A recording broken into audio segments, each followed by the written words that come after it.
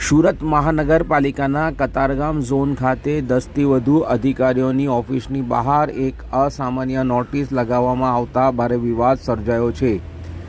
આ નોટિસમાં સ્પષ્ટપણે જણાવ્યું છે કે કોઈ પણ વ્યક્તિએ મોબાઈલ ફોન લઈને પ્રવેશ કરવો નહીં અને મોબાઈલમાં વિડીયો કે ઓડિયો રેકોર્ડિંગ કરવું નહીં। આ નોટિસ અધિકારીઓના અંગત મદદનીશ પીએની ચેમ્બરની બહાર પણ લગાવવામાં આવી છે અને તેમાં વિનંતી નહીં પણ હુકમથી આ નિયમોનું પાલન કરવાનું જણાવવામાં આવ્યું છે।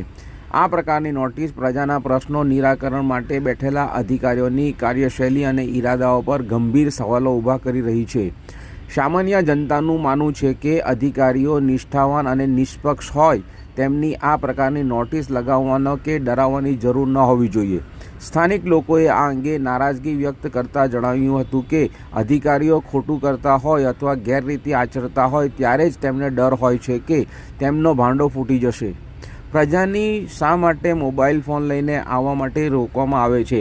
પ્રજાના પ્રશ્નો માટે હાજર રહેતા અધિકારીઓને આખરે કોનો ડર સતાવી રહ્યો છે?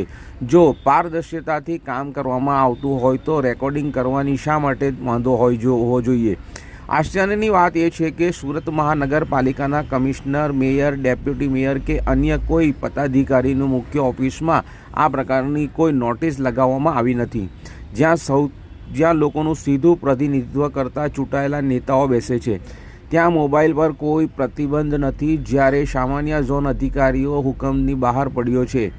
આ ઘટના અધિકારીઓ મનપાની સરકારી કામકાજ પારદર્શિતા અભાવ તરફ ઇશારો કરે છે। આ નિયમથી સ્પષ્ટ થાય છે કે અધિકારીઓનો પ્રજાનો પ્રશ્નો નિરાકરણ પારદર્શિતા રાખવામાં બદલે પોતાનો રેકોર્ડ અથવા અટકાવવા માંગે છે।